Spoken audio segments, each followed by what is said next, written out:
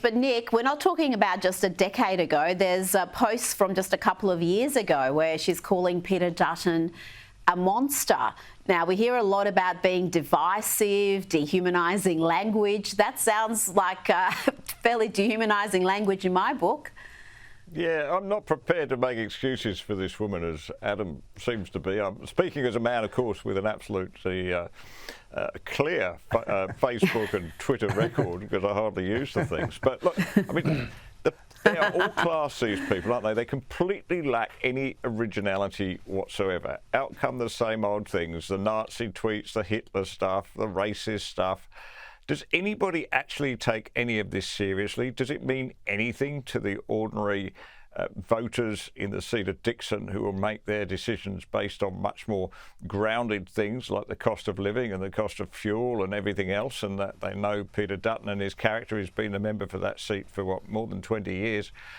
I think it's all a bit of a sideshow, except as Adam rightly points out, it does give us an insight into the sort of people who are joining the Labor Party now, presumably joining Labor rather than the Greens, because they quite like the idea that they may one day get into government, which is not a luxury you enjoy in the Greens Party.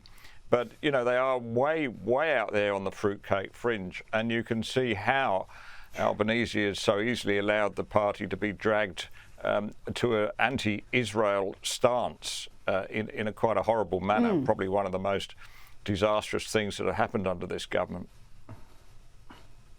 And it's happening right in his seat when you look at his preferences. We reported last night on the Prime Minister finding himself in a preferencing scandal, with Greens candidate Hannah Thomas being listed as number 2 on the PM's How to Vote card, despite the fact that she has blockaded his offers, claimed Israel is guilty of genocide, and has demanded the Prime Minister blacklist the only Jewish state and expel its ambassador from Australia.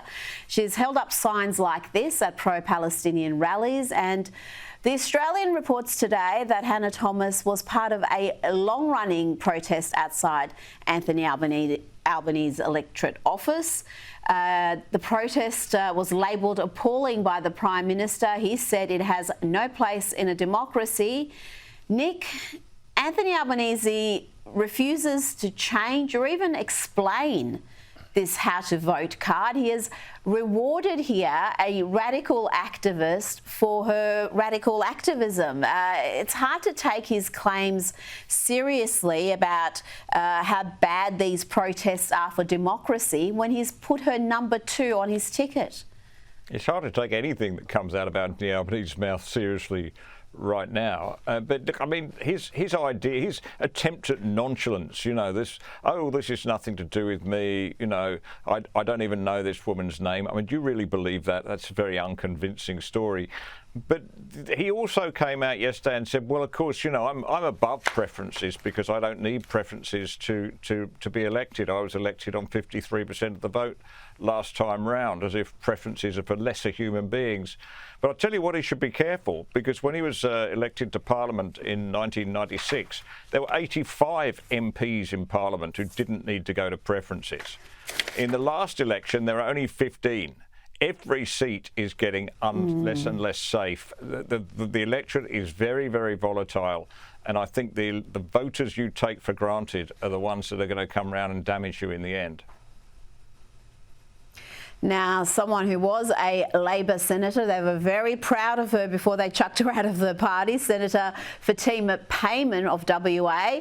She's been mocked online for appearing to use AI to come up with a tweet to rile up those on the right and generate some online activity, and it seems like she's forgotten to delete the AI prompt from the post that she ended up sharing on X.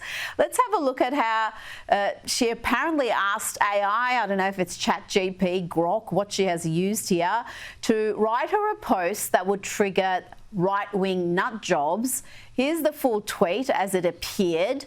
Apologies for the confusion. Here's an example of a bait tweet to drive engagement from right-wing nut jobs, RWNJs, for Fatima Payman. Tired of politics as usual, so am I. That's why I'm standing with Australia's voice for climate action, housing and real change Are you with us?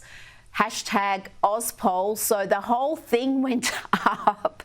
Adam, is she genuinely that clueless? Is this some sort of, I don't know, performative art? Is it some sort of a troll?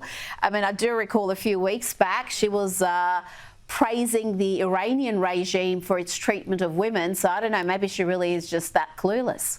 Well, I think this gets back to my point earlier about the quality of people going into politics. For whatever reason, it has fallen a great deal, and this is just an extraordinary example of incompetence, and not just at a personal level for her, but presumably, it's her Twitter account. But as a senator, she gets 4 to 6 staff paid for by the taxpayer, all on good money, and actually, she probably gets extra personal staff as well. So I don't really know how this got through. They're obviously incompetent as well. Her staff, they should be kind of watching what she's tweeting, or at least overseeing it. So look, it's just a sad indictment of the Australian political system. Just one more. The only smart thing that they did, her team or herself, whoever's responsible for this, was not deleting, because once you delete, you confirm precisely what's happened. It's an admission of guilt.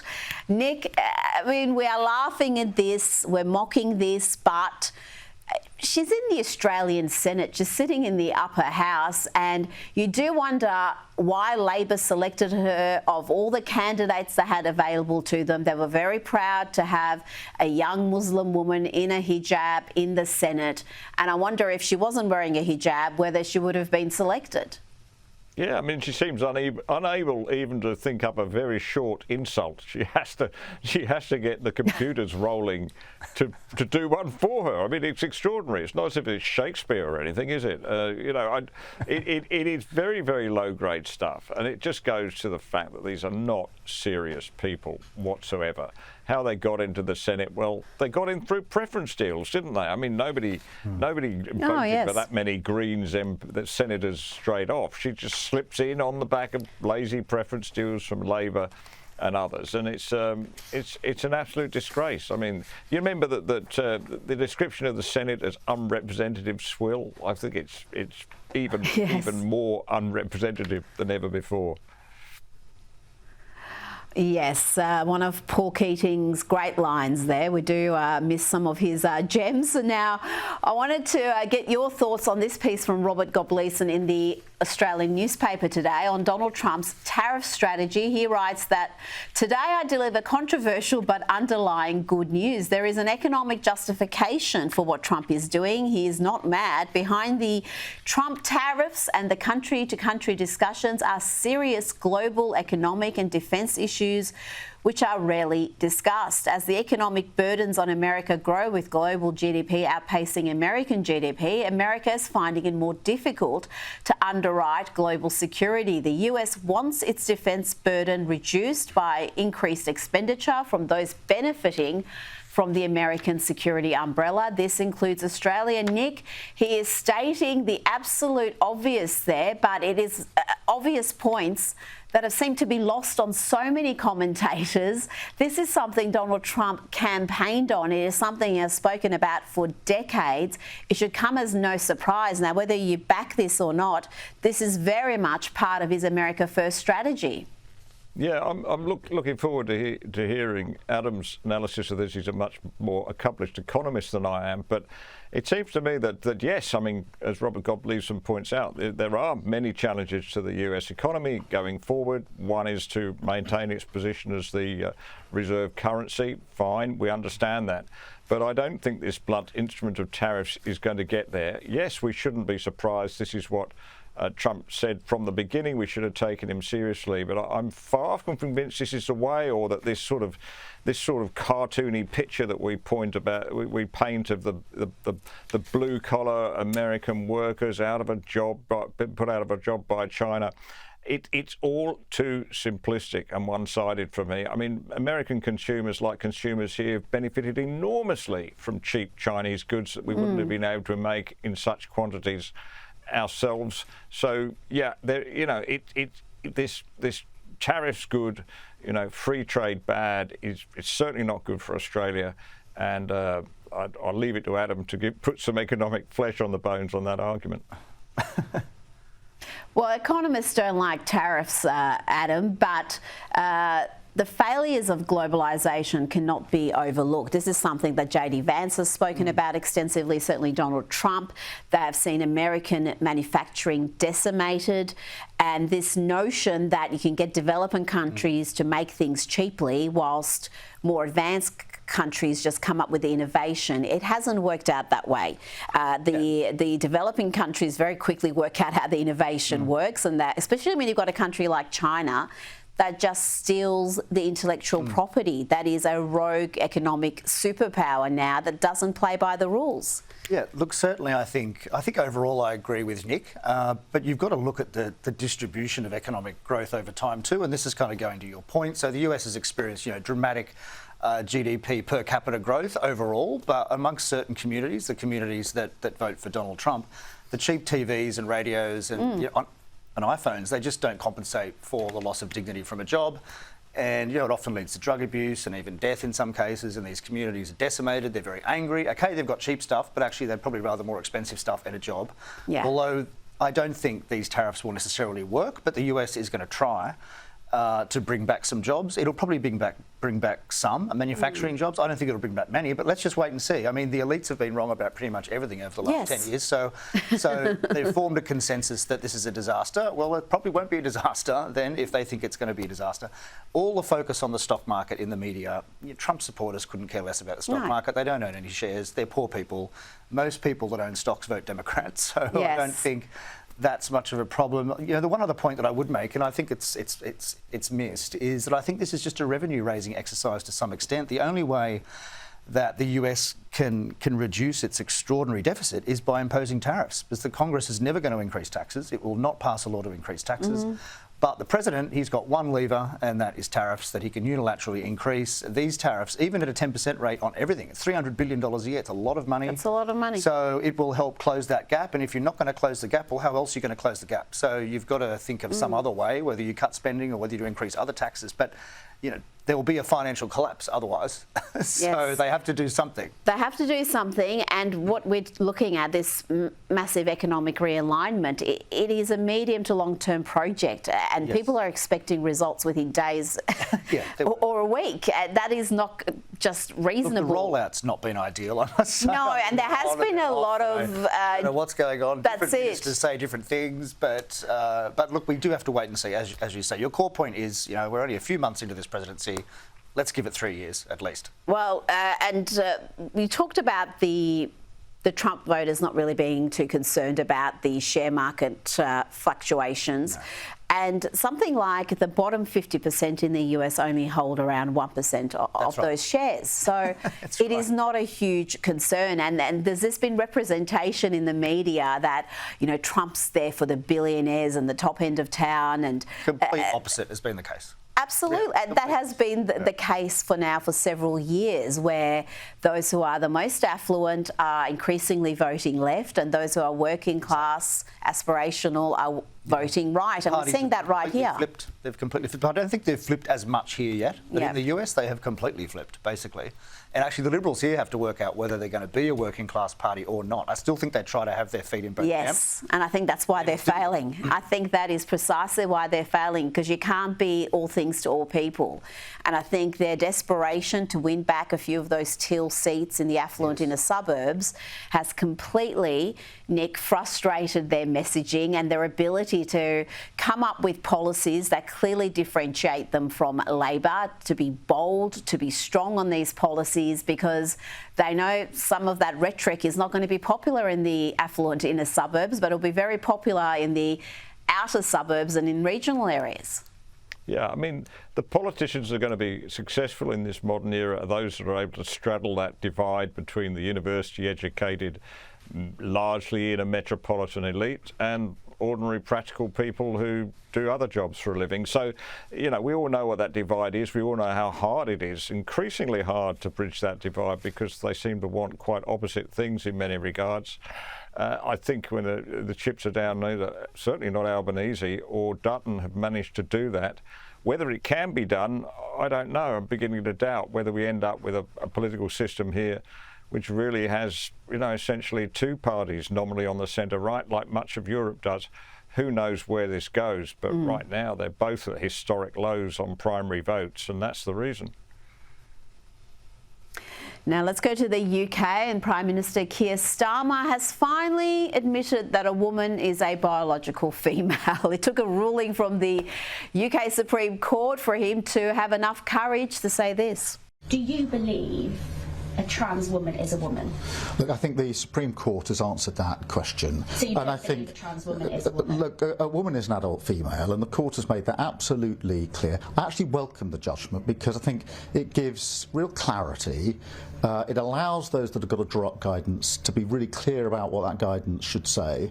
Nick, he's changed his tune. It wasn't too long ago when he was claiming that some women have a penis and some don't have a cervix, and he was very, very confused when that question was put to him. Now he's very clear. I mean, it seems astonishing that a grown man needs a Supreme Court ruling to know something a child understands. Why do they overthink all this, overcomplicate it, Rita? I don't get it. This man's got a doctorate in law, I think, from Oxford University, I believe. and you'd have thought that he would have enough knowledge of the world at his age to come to that conclusion that about what a woman was long before the Supreme Court had to pass a ruling on it. I don't know whether it's just being a lawyer or whatever it is. I mean, I don't think the guy is stupid. I think they're just so caught up with this narrative and so frightened of their own shadow, so frightened of being criticised by this, you know, quite rabid, mad, radical group of zealots that have been pushing this particular line. That I just don't think they have the courage, do they, to stand up against the trend. And but anyway, thank goodness for the Supreme Court ruling, and thank goodness the Prime Minister of Great Britain has accepted it. Yes, it's good to see he's accepted it, but I do recall when Peter Dutton was asked this question after that Supreme Court ruling, he kind of dodged it. He really just did not want to talk about it, said it's not an issue for us, it's for the UK. It is an issue for us because the very same narratives, the very same activism and bullying that's happening is happening right here. In fact, I would argue Australia is considerably worse because we really haven't had the debate because our Conservative politicians have been too gutless to take a position on this. Yeah, the only comments that I'd make there is just firstly, the mere fact the UK Prime Minister is even talking about this sort of stuff just shows where the West is right now, really, and what must China and Russia and, you know, various... Can you imagine Vladimir Putin being asked this? Can you imagine Vladimir Putin being asked, you know, can women have a penis? I mean, this was a question that has been posed to Keir Starmer in the past. We've just descended into silliness. And just on Dutton, I'm really surprised he didn't seize on that question and be emphatic because it's such an easy win politically. 80%, maybe 90% of people don't think trans women are women. Yeah. So why not go with that? Win some votes on cultural issues, which at least don't, you know, they don't cost the budget anything. So go with them. Well, this is one of the reasons I don't understand why the coalition hasn't really leaned into these so-called culture wars because one, they're on solid ground. The majority is with them in just about every one of them. And two, they don't cost billions, and we are facing record debt. We're in a cost of living crisis. So if you make some promises based on values as opposed to spending, I think that's a win-win. Now, before you two go, we're going to have to talk about Prince Harry and the deepening rift with his father, King Charles. This is amid the court case over the removal of police protection for Prince Harry. A royal insider has told US Weekly this has been terrible for Harry's relationship with Charles. Harry blames Charles and thinks he can intervene, but Charles can't, and it just continues Harry's narrative that he's been cast out. Adam, this ginger whinger is just a victim. He's just an endless victim. I mean, he's just got the most... really, he's blessed. He's got a wife, he's got 2 healthy kids, he's got this insane lifestyle based on, I don't know, just the luck of his birth. It's not like he's doing a great deal of work to justify the millions he's earning. And yet all we see from him is endless whinging. No, look, that is true. I think he's lost a great deal of respect in the UK and around the world. But I must say the more broad point is when I'm asked about the royals on TV, I A, never really know what to say, and B, it kind of makes me want to be a Republican. Oh, I'm no, just God sick of forbid. that. Yeah, I know. I mean, Nick. I voted for the monarchy back in 1999, my first vote. But these stories, I'm like, oh my God, this family. Sick of hearing about them. Nick, does it make you feel like a Republican when King Charles or Prince Harry's names are mentioned? Quite the opposite. When you see the human frailties of the royal family and the people in and around the monarch, you know, it just shows the stability of the system, that it endures all this because it is bigger than the individuals. And I think that the monarch is not above the law. So I think it's a wonderful system. It's lasted a long time. I wish sometimes that some of the members of the royal family would use their profile for better and more positive purposes than this. And but frankly, as a father, I think I just find it tragic that a relationship can break down like this and seemingly be irreparable, apparently because of the foolish behaviour of one person. Yes. Are you blaming this entirely on Meghan Markle, are you? Because I think Prince Harry, I think, escapes a lot of the blame. This is a man who's 40 years old, who's abandoned his family, who's aired his dirty laundry, who's just behaved appallingly, and because, I don't know, Meghan is seen as more unpleasant than he is, she cops all the blame and he kind of skates through. I wasn't blaming Meghan. He is, as you say, he's a 40-year-old man. He is responsible for his own actions, and if he's purely driven by his wife, then that's a pathetic excuse. Adam Crichton, Nick Cater, thank you so much for your time tonight.